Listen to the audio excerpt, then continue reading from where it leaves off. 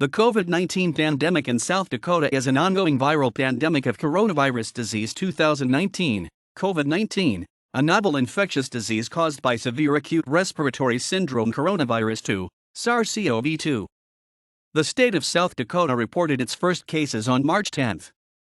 On November 8, the South Dakota Department of Public Health reported 1,258 COVID-19 cases and 13 new deaths over the past 24 hours. There have been 52,603 confirmed cases, 2,801 probable cases, and 536 deaths with COVID-19 in the state. As of November 8, 2020, the 7-day moving average of new cases was 1,024. November SIXS 1,416 new cases and 28 deaths both set South Dakota single-day records since the start of the pandemic. The state has not utilized mitigation strategies such as stay-at-home orders or mandating face masks in public spaces, with Governor of South Dakota Kristi Noem respectively citing a desire to preserve residents' personal freedoms and disputing studies demonstrating their efficacy. In October 2020, amid record cases and hospitalizations in the state, Noem stated that a prominent national reporter told her that South Dakota was proof that lockdowns were useless. The absence of statewide action has faced criticism from local officials and prompted health orders to be issued at the municipal level instead of statewide. The first major outbreak in the state was centered upon its Smithfield Foods processing plant in Sioux Falls in April 2020, causing Minnehaha County to have over 3,000 confirmed cases alone by May 11. In August 2020, a major spike in cases was induced by several super-spreader events, including the Sturgis Motorcycle Rally, which has officially been tied to at least 290 cases in South Dakota and other states, concerts, and other forms of community transmission. As of October 22, the New York Times projected that South Dakota's average rate of new cases has increased over sevenfold since the end of the rally on August 16. Since mid-September, South Dakota has led the country in new cases per 100,000 residents. On March 10, 2020, Governor Kristi Noem's office announced the first 4 cases and 1 death in a man in his 60s with underlying health conditions. All patients had recently traveled outside South Dakota. On April 9, over 80 employees at a Smithfield Foods pork processing plant in Sioux Falls were confirmed to have COVID-19. The plant announced it would suspend operations beginning April 11. By that day, Smithfield employees accounted for the majority of active cases in South Dakota. Some activity continued at the plant on April 14, as it planned to shut down completely. On April 15, 438 Smithfield employees tested positive for COVID-19. On June 4, Noem announced that Mount Rushmore's Independence Day festivities on July 3 would go on as originally scheduled and planned, with no additional reduction in ticketed capacity, beyond the number of tickets having already been lowered to 7,500, in a decision that was made prior to the pandemic, or enforcement of social distancing, and with President Donald Trump expected to attend. Secretary of Tourism Jim Hagan stated that we're doing everything we can to work diligently to make this a safe and fun event for all attendees. Noem downplayed the possibility that the event could lead to new outbreaks, arguing that the state hasn't even come close to reaching the capacity of the amount of people that we can take care of. The majority of the audience did not practice social distancing or wear face masks. After the event, it was reported that Noem had interacted with Kimberly Guilfoyle, a Trump aide who later tested positive for COVID-19 and flew back to Washington, D.C. on Air Force One. On July 7, Noem stated that she had tested negative, stated that Guilfoyle was asymptomatic, and claimed that the science of the virus tells us that it's very, very difficult to spread the virus when you're asymptomatic. Noem added that it was incredibly important that we do what we can to mitigate the spread of this virus, but we also know that we can't stop it. On August 3, 96 out of 328 people who attended Camp Judson, a Christian summer camp near Keystone, tested positive for COVID-19, with an average age of 15 years old. The Sturgis Motorcycle Rally was held as scheduled from August 7 to 16, with an estimated 250,000 expected to attend. Although the rally itself was classified by infectious disease professor Carlos Del Rio as being of a relatively lower risk due to it being an outdoor event, concerns were raised that attendees would engage in indoor gatherings at bars and restaurants, and that travelers could potentially export COVID-19 cases back to their home states. Mayor of Sturgis Mark Carstensen questioned why the event still went on, admitting that we cannot stop people from coming. Attendees were encouraged, but not required, to wear a mask. Footage of a concert at Buffalo Chip Campground as part of the festivities showed wide defiance of mask wearing and social distancing, and Smash Mouth lead singer Steve Harwell telling the audience to fuck that COVID shit. Public health notices were issued regarding possible exposures at a bar and a tattoo parlor in Sturgis, and a restaurant in Hill City, recommending that visitors monitor for symptoms. By August 26, the number of cases attributed to the rally had reached 70, including 35 cases in Minnesota, 17 in North Dakota, and 7 cases in the Nebraska Panhandle. By September 2, the number had increased to 260, and Minnesota reported the first known COVID-19 death among an attendee. The Sturgis rally and other public events, including concerts at the Sioux Empire Fair, the return to school, and exposures at local businesses, resulted in a surge of new COVID-19 cases in South Dakota. A single-day record of 623 new cases were reported on August 27. On August 30, it was reported that there had been over 2,000 new cases over the past 7 days. The next day, Governor Noem downplayed the surge, arguing that none of this was a surprise. Hospitalizations were low in comparison to models, and deaths had trended downward. She also claimed that most of the new cases were among younger residents with a higher chance of recovery, despite cases in people over 70 having increased since the 2017. In September, a non-peer-reviewed study was released by San Diego State University's Center for Health Economics and Policy Studies, which projected that up to 260,000 COVID-19 cases were tied to the rally nationwide.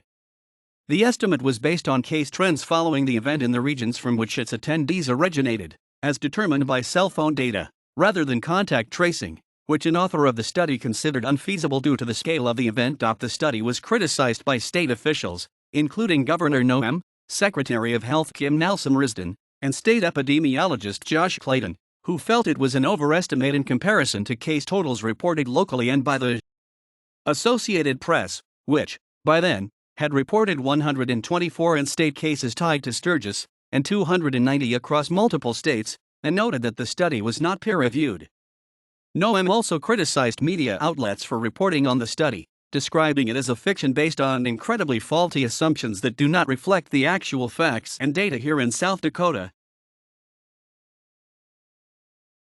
From August 16 to September 26, the 7-day moving average quadrupled from an average of 95.6 cases per day to 384 cases per day. On September 16, a single-day record of 8 new deaths was reported. By September 23, the state's number of new, active, and hospitalized cases reached new peaks. Along with North Dakota, South Dakota has seen the largest per capita increases in new cases nationwide. On October 1, the state set a single-day record for new deaths, with 13. On October 7, the South Dakota Department of Health, DOH, began to identify probable cases, which designate positive antigen tests, which are faster, but less accurate than PCR tests. They are handled the same as those that are considered confirmed via PCR test for healthcare and contact tracing purposes.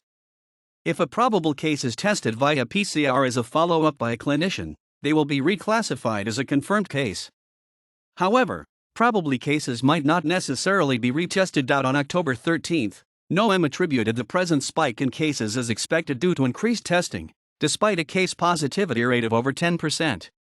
On October 15, the state set a single-day record for new cases, at 876, surpassing previous peaks experienced throughout the month.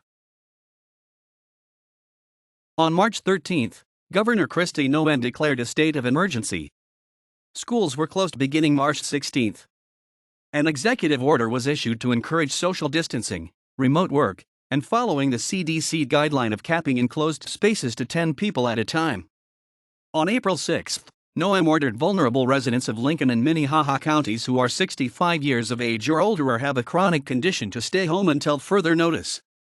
The order was lifted May 11. In contrast to the majority of states, but in line with other rural, Republican-led states such as Nebraska, Governor Noem resisted imposing a mandatory, statewide stay-at-home order, having argued that the people themselves are primarily responsible for their safety, and that she wanted to respect their rights to exercise their right to work, to worship and to play, or to even stay at home.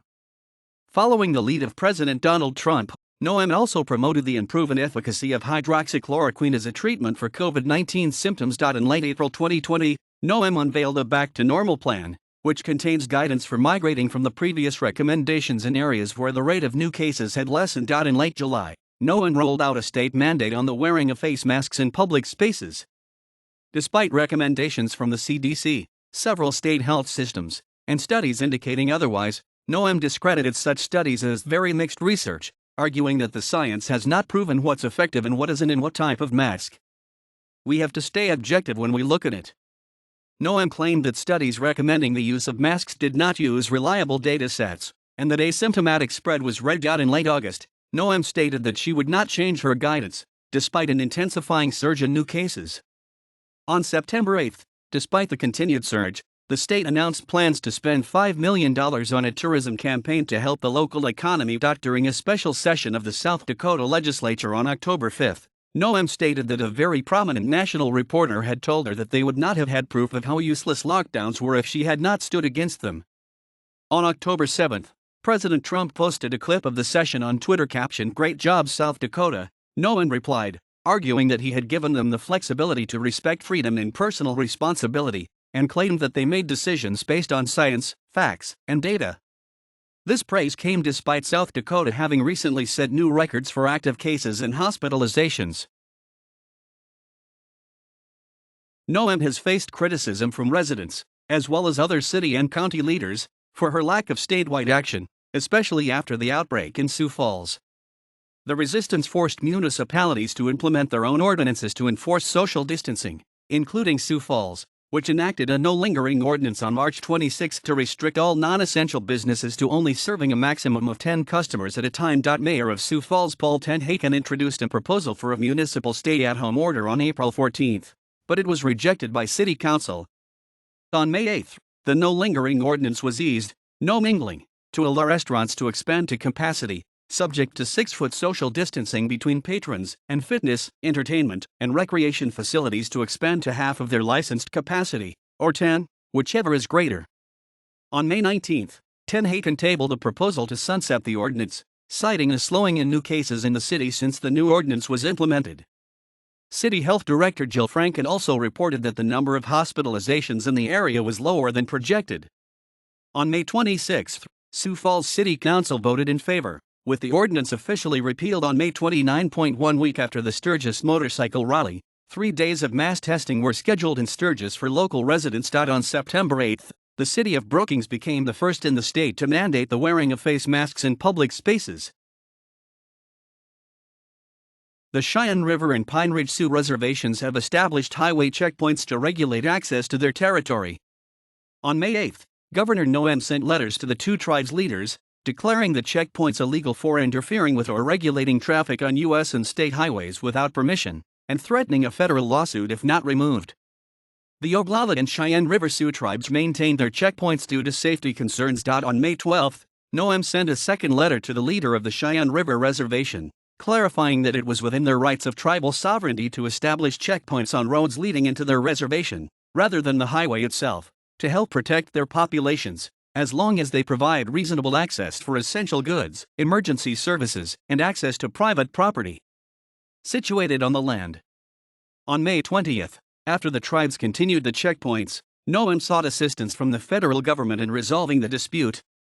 On June 24, the Cheyenne River Sioux filed a lawsuit against the federal government. On August 25, it was reported that the University of South Dakota had 61 active COVID-19 cases, and 300 students self-quarantining. Since August 26, the South Dakota Department of Health has released case numbers for universities on a weekly basis, including data for individual schools.